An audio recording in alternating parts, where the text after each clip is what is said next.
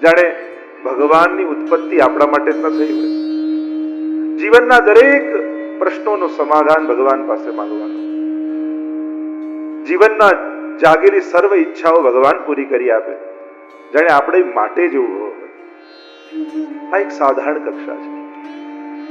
એની ઉપર છે ભગવાન મારી સાથે છે, પુરુષાર્થ હું કરીશ, પ્રયત્ન હું કરીશ, એને શ્રમ નહીં આપું, પણ હા એને સાથે સદાય રાખીશ. એ સદાય મારા જીવનના દરેક પહેલુમાં મારી સાથે છે, દરેક પ્રસંગમાં મારી સાથે છે. બળ મને એ આપે છે, પણ એ મને નિષ્ક્રિય બનાવતો નથી, એટલે યુદ્ધ મારી પાસે લડાવે છે.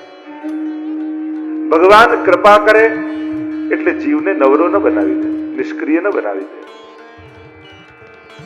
પુરુષાર્થ તો જીવ પાસે જ ભગવાન કરાવે છે, પ્રયત્ન તો જીવ પાસે જ ભગવાન કરાવે છે.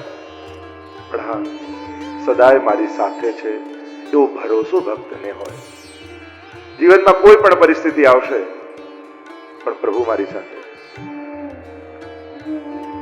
પણ વૈષ્ણવી ફિલોસોફી એવી છે કે ભગવાન મારી સાથે નહીં, ભગવાન મારી માટે નહીં, ભગવાન મારી માથે બિરાજે. આપણે ત્યાં તો વૈષ્ણવ એકબીજાને મળે તોય પૂછે, તમારા માથે કયું સ્વરૂપ બિરાજે છે? ભગવાન મારી માથે બિરાજે છે.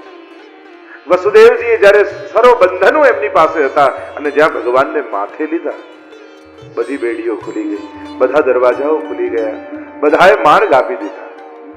એમ જેની માથે ભગવાન બિરાજે એને જીવનના બધા માર્ગો મળી જાય, બધા રસ્તાઓ સરળ બની જાય. આપણે બધા જ ભાગવતજીને માથે પધરાવી અને અહીંયા આવ્યા. અને એમ કહેવાય, ભાગવતજીનું પ્રમાણ આપે છે કે જ્યાં જ્યાં ભાગવત કથા થાય ત્યાં સમસ્ત તીર્થો આવીને વાસ કરતા હોય છે. એ સ્થળ તીર્થ બની જતું હોય છે.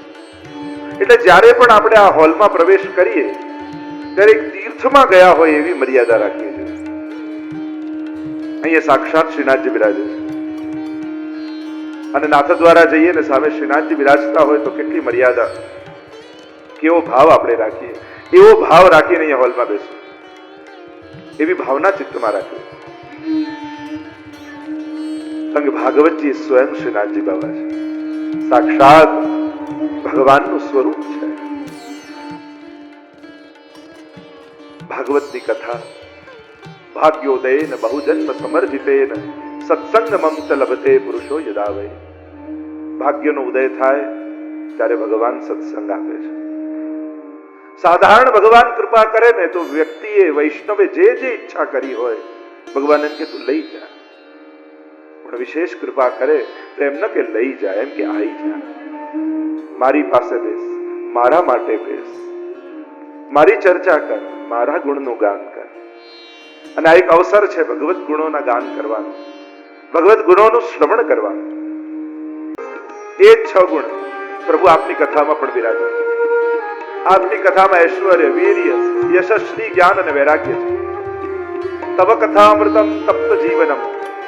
આ સંસારથી તપેલો જીવ હોય, કથા એને શાંતિ આપે છે, એને આનંદ આપે છે. કલ્મશાપહમ, પાપને ધોનારી આ કથા છે. કેવલ શ્રવણ કરવા માત્રથી જીવ સર્વ પાપોમાંથી મુક્ત બની જાય, સઘળા પાપો ધોવાઈ જાય, મન નિર્મલ બની જાય. શરીરને સુંદર કરવા માટેના ઘણા બધા ઉપાયો છે. ઘણી બધી વસ્તુઓ સમાજમાં, બજારમાં મળે છે કે આ શરીર સુંદર બને, પણ આ જીવન સુંદર બને એના માટેનો એક જ ઉપાય, અને એ છે ભગવત કથા. મારું મન સુંદર બને એના માટેનો એક જ ઉપાય, એને એ છે ભગવત કથા. 7 દિવસ સુધી આ કથા ગંગામાં સ્નાન કરશો ને, મન પવિત્ર બની જશે, જીવન સુંદર બનશે. હું તો ઘણી વાર કહું કે શરીરને સુંદર કરવા માટે આપણે બ્યુટી પાર્લરમાં જઈએ, પણ કથા છે ને એ ડ્યુટી પાર્લર છે. આપણા કર્મોથી આપણને સભાન કરે, જીવનને સુંદર બનાવે. ઠાકોરજી આગળ ઉભા રહીએ, ભગવાનને જોઈને આપણને તો પ્રસન્નતા થાય, ખુશી થાય, પણ આ કથા તમને એવી સજાવી દેશે કે તમે જ્યારે ભગવાનની આગળ ઉભા રહેશો ને તો તમને જોઈને ભગવાનને પ્રસન્નતા થશે, પ્રભુ તમને જોઈને પ્રસન્ન થશે. એવા શણગાર સદગુણોના તમારા જીવનમાં આ કથા કરી આપે. તવ કથામૃતમ તપ્ત જીવનમ કવિભીર્ડિતમ. બ્રહ્માજી જેવા આદિ કવિઓએ આને ગાઈ છે. કલ્મશાપ, પાપોને ધોનારી કથા. મન પવિત્ર બને, મન સુંદર બને. આજે ઉઘાડાને કપડા આપનારા ઘણા છે, બીમારને દવા આપનારા ઘણા છે, ભૂખ્યાને અન્ન આપનારા ઘણા છે, પણ કોઈ સુખીને જોઈને સુખી થનારા કેટલા? માણસ આજે કોઈનું સુખ જોઈ શકતો નથી, કોઈને હસતો જોઈ શકતો નથી. કોઈ સદાય ખુશ રહેતો હોય ને તો લોકોને ઈર્ષા થઈ જાય. હા, સદાય હંમેશા આનંદમાં કેમ રહે? દુઃખી કેમ નથી દેખાતું? માણસ આજે કોઈનું સુખ જોઈ શકતો નથી. શું આ બીમારી નથી? અને શું આ બીમારી કોઈ ભક્તોને જ છે, અભણ લોકોને જ છે, ગામમાં રહેનારા લોકોને જ છે? ના ના, આ બીમારી શહેરમાં વધારે છે, ભણેલા ગણેલા લોકોમાં વધારે છે, સુખી લોકોમાં વધારે છે. દુઃખી વ્યક્તિ કદાચ કોઈનું સુખ જોઈ શકશે, પણ સુખી વ્યક્તિ આજે કોઈનું સુખ જોઈ શકતો નથી. તકલીફ એ છે. અને એટલે કથાઓની ભણેલા ગણેલા લોકોને વધારે જરૂર છે, સમજદાર લોકોને કથાને વધારે જરૂર છે. ઘણા લોકો એમ સમજે આ કથા કરવી, સેવા કરવું એ તો બધા ગરડા લોકોનું કામ, અભણ લોકોનું કામ, ગામમાં રહેનારા લોકોનું કામ, આપણે થોડી કરીએ. લોકો એને ઓર્થોડોક્સ માને કે આ બધા જુનવાણી લોકો. અરે ના, જ્યાં બીમારી છે ત્યાં દવાની જરૂર છે. અને આ બીમારી કોઈ એક જ વર્ગમાં નથી, બધે જ ફેલાયેલી. અને સત્તા ઉપર બેસેલો વ્યક્તિ, શિખર ઉપર બેસેલો વ્યક્તિ અને એ મોટા પદ ઉપર બેસેલા વ્યક્તિની બુદ્ધિ જ્યારે બગડે છે ને ત્યારે સમાજને વધારે મોટું નુકસાન પહોંચાડે છે. અને એટલે એવા લોકો માટે કથા વધારે જરૂર છે, એવા વ્યક્તિઓ માટે કથા શ્રવણની જરૂરિયાત વધારે છે. કલ્મશાપ.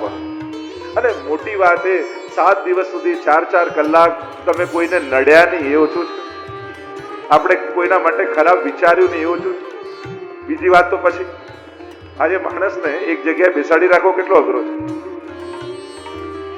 રહે છે દોડતો, ઈચ્છે છે શાંતિ, પ્રસન્નતા. અને પ્રસન્નતા ક્યાં છે? હા, નવરા બેસવામાં ક્યારે શાંતિ હોતી નથી. એકાંતમાં બધું કામ છોડીને બેસી જવું એ કઈ શાંતિ નથી. ત્યારે તો આપણે વધારે ટેન્શનમાં હોઈએ. તો તમે બધું કામ છોડી સોફા પર બેઠા હો, તમને એમ લાગે કે થોડી વાર રેસ્ટ કરું, શાંતિ જીવનમાં લાવું, પણ ત્યારે વધારે ચિંતા હોય છે. માણસ કામમાં જ્યારે પ્રવૃત્ત હોય ને ત્યારે શાંતિ હોય એના મનમાં. શરીર પ્રવૃત્ત હોય ત્યારે મન શાંત હોય, અને શરીર જ્યારે શાંત હોય ને ત્યારે મન વધારે પ્રવૃત્ત બની જાય. એટલે ધર્મ તો માણસને સક્રિય જ બનાવે. નિષ્કામ બનવું એનો અર્થ નિષ્ક્રિય બની જવું ક્યારેય નથી થતું. કામનાઓ ઓછી રાખવી ને પ્રવૃત્તિ વધારે રાખવી. આપણે એમ સમજીએ કે ગીતાજીમાં અને બધામાં ભગવાને નિષ્કામ બનવાનું કહ્યું એટલે કોઈ કામ કરવું નહીં, ધંધો કરવો નહીં, પ્રવૃત્તિ કોઈ કરવી નહીં, બધું છોડી દેવું. ના, સક્રિય રહેવું નિષ્કામ બની, એટલે જે કાર્ય કરતા હોય એનો આનંદ માણી શકાય. આ કલ્મશ ધોનારી કથા છે. આ ભાગવતી કથા તમારા મનને પવિત્ર બનાવનારી છે. સાંભળતા સાંભળતા મન પવિત્ર બની જશે. માણસમાં માણસે નથી દેખાતો આપણને, તો ભગવાન જોવાની વાત ક્યારે? આ કથા સર્વત્ર ભગવત દર્શન તમને આપશે. એવી આ કથાનો પ્રભાવ છે.